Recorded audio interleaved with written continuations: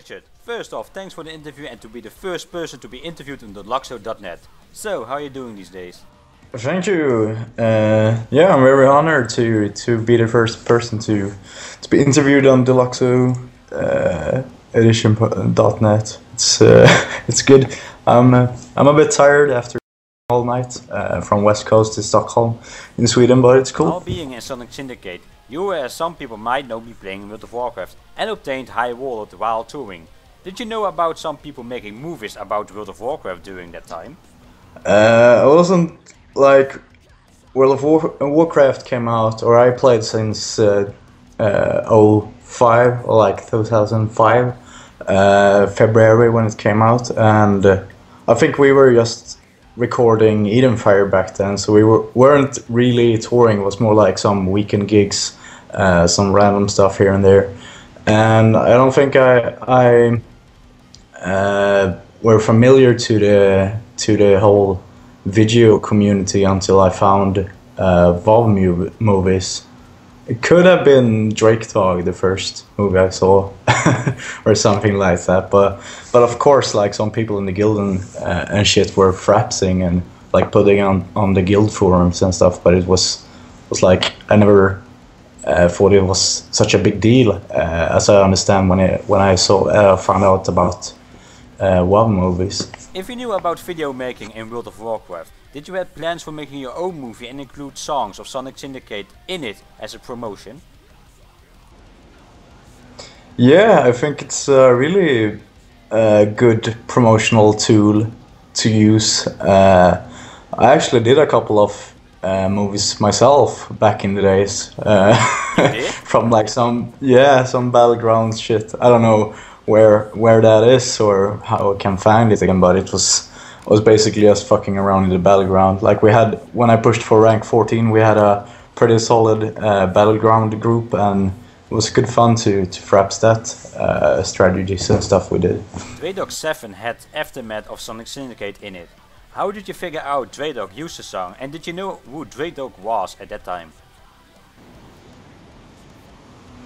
I think I saw it by accident because we were following YouTube a lot, like latest updates on what came up in Sonic Syndicate and the relevance of that, and we just found out about Drakedog that way, and there was insane amount of views on the clip, so I think we started to post around it as well, and it was a big honor. We know it was a big deal, and he's a really skilled player. So of course it was like a good break for us in the gaming community. I think we've always been somewhat connected to the gaming community in terms of a lot of other aspects as well. But the whole Drakedog deal was still a big deal for us, of course.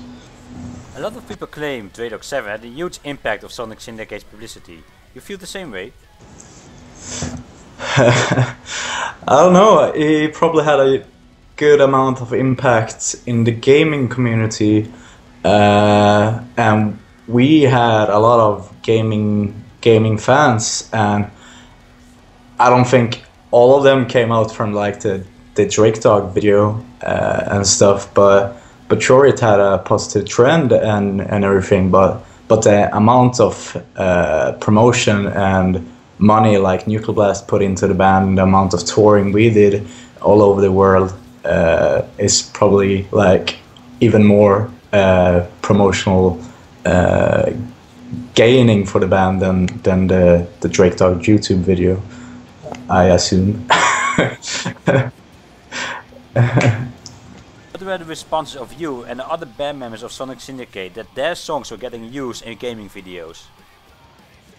I don't think the only ones really understanding the whole gaming community and the whole the network was probably just me. So I don't think they understand the big hit or like the magnitude of the promotion.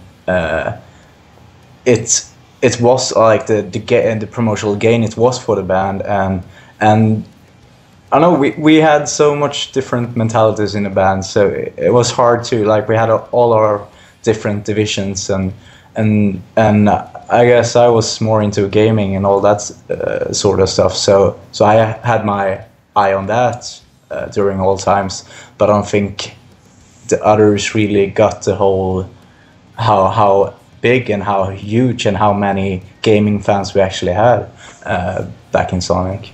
Did the publicity by gaming have any negative effect on Sonic Syndicate? Like for example, more people downloading Sonic Syndicate songs? I guess it's always stuff like that. Like people always going to download your shit, and it's really up to the fan in the end if you want to support the band or if you just want to listen to the music. And eventually, there's not going to be any music if people don't purchase it. So it's a bit of a vicious circle, the whole dilemma. But of course, we got out from the batch. Like the Drakedog gaming fan batch, of course we got a couple of really dedicated fans there as well, and that's profit for the band, and we can continue to do new music and create new albums and stuff like that. But there's always a negative side effect when you get too mainstream and when you get too much attention, that album sales and stuff will decrease in a way, cause it's more like a trend to download popular music than like the whole metal community where you want the physical thing, you want like the booklet, you want to have the artwork and all that stuff. Like there's a really big community in the metal scene where you want to actually own the physical editions of the album and not only have like the downloaded and stuff. So there's always a dangerous borderline there, I guess. But on the other hand, you can't download a ticket or a gig experience. So as we were a really touring band, we got our gain, our economy income on gigs and stuff on like that, and not so much on albums. Like nowadays in the Unguided, we don't play a lot of shows, but we have a pretty worked out financial business when it comes to sales and the packages and stuff like that, so we can still keep up with the demand and organization in terms of that. These days you are in the Unguided and you are sharing gaming videos people made if they use the Unguided songs in it. What is the reason you are doing that? It's a pretty regulated affair or business, that whole thing. We don't support people that how do I put this? Like if they just download our songs, they put it in on some YouTube clip, there's like no effort whatsoever. We usually copyright claim that.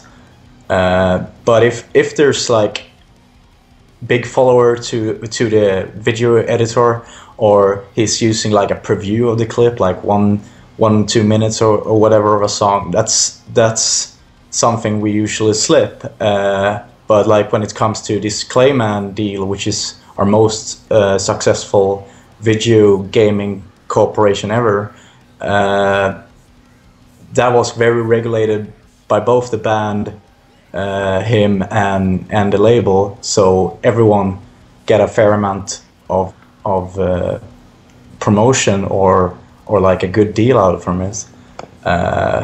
But we always want to support the gaming community, because a lot of us is gamers in the band, and we think it's a really important community to support, and it's also a bit of unexplored market for the whole rock and roll or metal industry, which could be used better than it is today. Are you happy that people use Sonic Syndicate songs, the Unguided songs, and songs of your side projects in gaming videos? I don't really care about Sonic songs, cause that's not. Oh well. Yeah, like Sonic Syndicate is not. It's still like an economic affair for me. because I have the rights to the songs, and like I got royalties for the Sonic songs as well, obviously. But it's in the end Nuclear Blast that get the big cheese from that. And when it comes to the Unguided, we're more aware of the whole business, and since we're not a touring band in like how usually how the usual touring musical profession looks like, we have figured out other ways to get around the problem and to regulate the whole using of our full songs, so like putting a certain restrictions on them is important for our business and our long-term survival, of course. So we kind of do mind with the Unguided if it's not under regulated terms, meaning contacting me or the label or any other member of the band. And I'm sure most of the things can be worked out if you have a good following, like if you have plenty of subscribers and you're good at editing, or if you're an up-and-coming editor, we'll always be ready to do a partnership or a cooperation with you. But if it's just like no effort, people usually, like when people send you a mail, you can tell if this is a serious guy or this is just like some guy that want to ride on the fame of the band in a way. So I don't mind when it comes to my featured songs or whatever, because I usually do that to support up and coming bands as well, and they usually want to spread the music all in all the channels they can.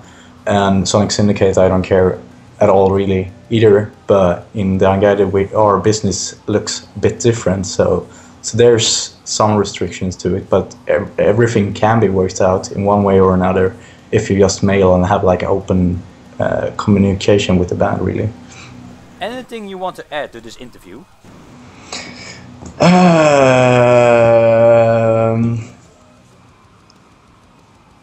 Yeah, I think this kind of partnership between bands and the gaming community and the video making of games should be explored further, and there should be more bands like us following in that trend, because I don't think they have any idea of what they're missing out on and what kind of like promotional explosions your band could have if you get implemented in a successful gaming video. So it's really unexplored area which should be more used in the daily promotional work of bands and the gaming community, and like the gaming manufacturers or the developers should also be more encouraging to support bands, like the other way around, in certain partnerships and stuff. So it's a brave new world in that sense, and I think this will be the future of band like promotional bands now, when CD sales are going down and gaming sales are going up every year basically. So it's going to be an even stronger community, and there's games for everyone, and there's always going to be people that's going to edit videos and do professional work out from the games. Yeah. Thanks for the interview, Richard. Thank you, Dennis Deluxo.